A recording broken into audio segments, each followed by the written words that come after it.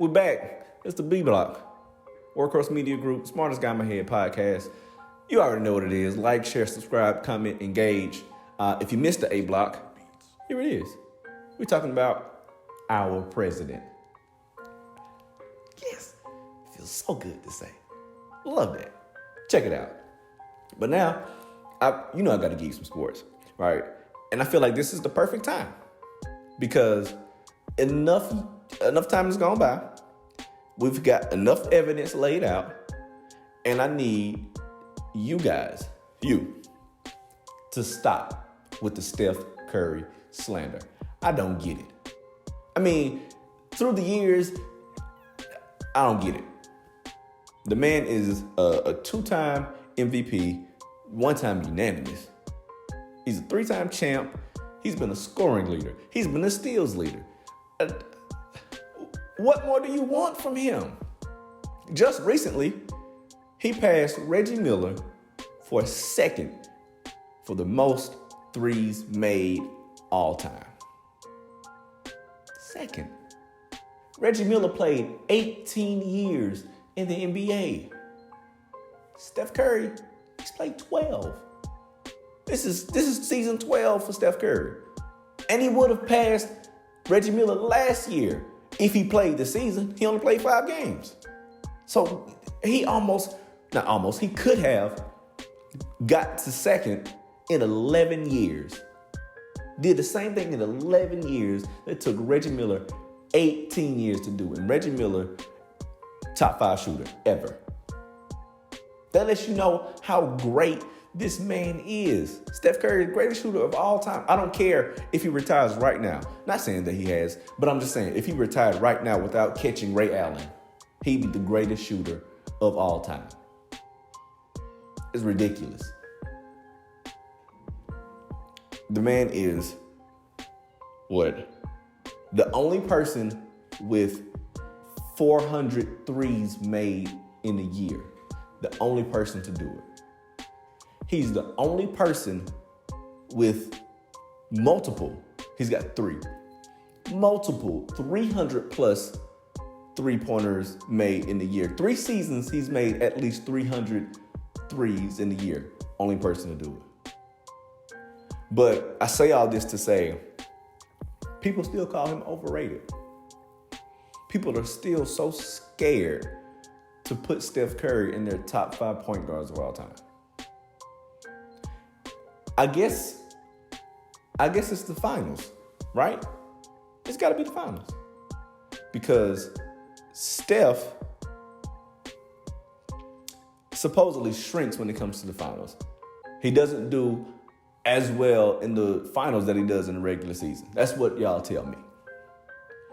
But did you know that out of all the finals that Steph Curry has been a part of, one time did he average less points in the finals than he did in that regular season? And that was 2015-2016, where they lost to the Cavs. They were up 3-1, lost.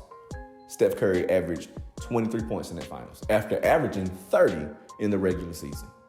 Okay, I'll give you that. He had a bad finals. Happens. Every other trip to the finals, he's averaged more in that series than he did in the regular season. Yeah, I mean, you can see it right there. He went crazy. And the only reason he didn't average the most points on his team in 2017 and 2018 is because KD came. In 2017, KD was going crazy, was going nuts. He averaged 35 points in those finals. He had something to prove. KD had to be the leading scorer that year. But in 2018, I think it's some kids having fun outside my window. But in 2018, Kevin Durant was averaging 29 in those finals. Steph Curry was averaging 28. The dude's been balling in the finals. Wait, because I hear you.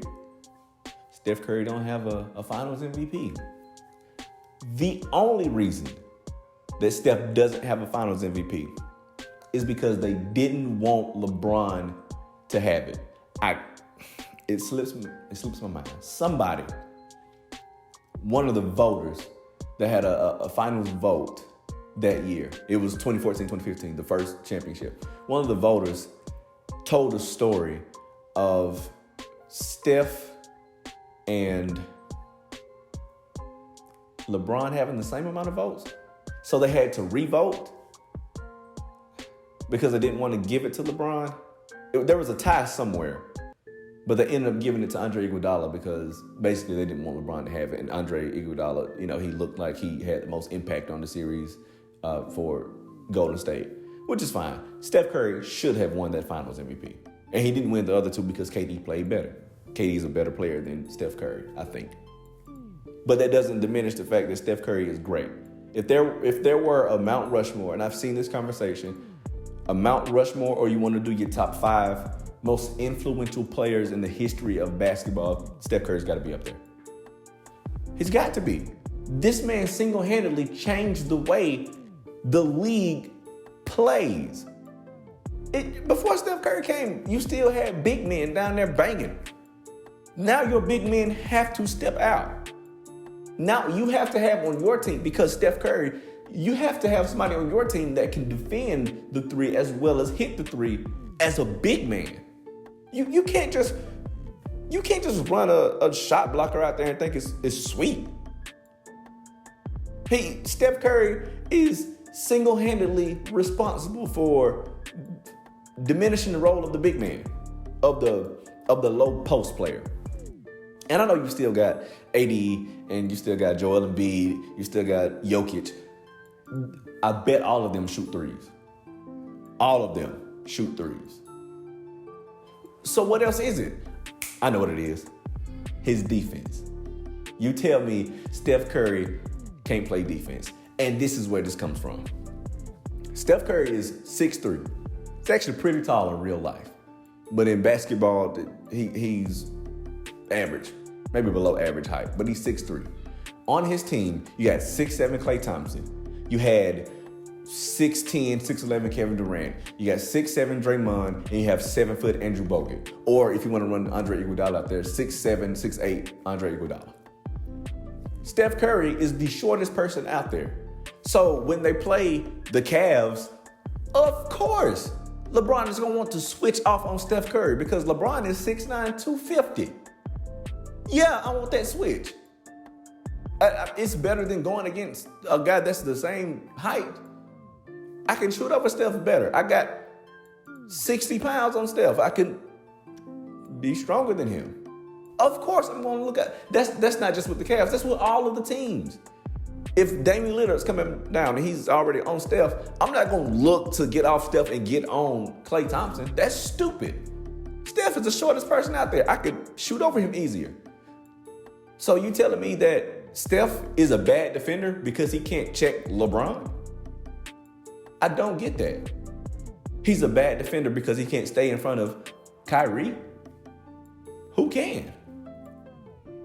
He just think about what you're saying. Watch Steph Curry play defense and tell me that he's a bad defender. You just watch him. Don't tell me he's a bad defender and that's why people are searching him out on the offensive end, or why he's on defense, people are looking for him. He's just smaller than everybody else on this team. That's why they're looking for him. It's the easiest shot. People, I think Pat Bev is a great defender. People look for Pat Bev. Stop it. He just fouls a lot. He got more energy. This ain't a Pat Bev thing. But stop it with the Steph Curry slander. The man is great and he gets better in the finals. The man is a great free throw shooter. The greatest three-point shooter. He can finish. He's probably got the second greatest handles in the history of the game next to Kyrie Irving. The man can hold his own. I've seen the thing saying that who would win one-on-one, Steph Curry or Gary Payton? What are we talking about? Steph Curry would cook Gary Payton, and it would not be close. Cooking. What can't Steph do, and why doesn't he belong on the Mount Rushmore of point guards or the most influential players of all time? You tell me, because I've laid all my stats out. I don't know what else to say. The man's great. The man's one of the greatest. He's going to go down in history as one of the greatest, as he should. And he might need to go down in history as one of the most underrated superstars ever. One of the most underrated great players ever. Steph Curry. Wardell Stephen Curry. Stop it. Stop it. The man's showing you right now. People love to say, oh, this is what happens when you don't have 3 All-Stars on your team. The man's showing you right now what he can do. He's going to lead this team to the playoffs without all those All-Stars because he's just that great. Stop it. Smartest Guy in My Head podcast.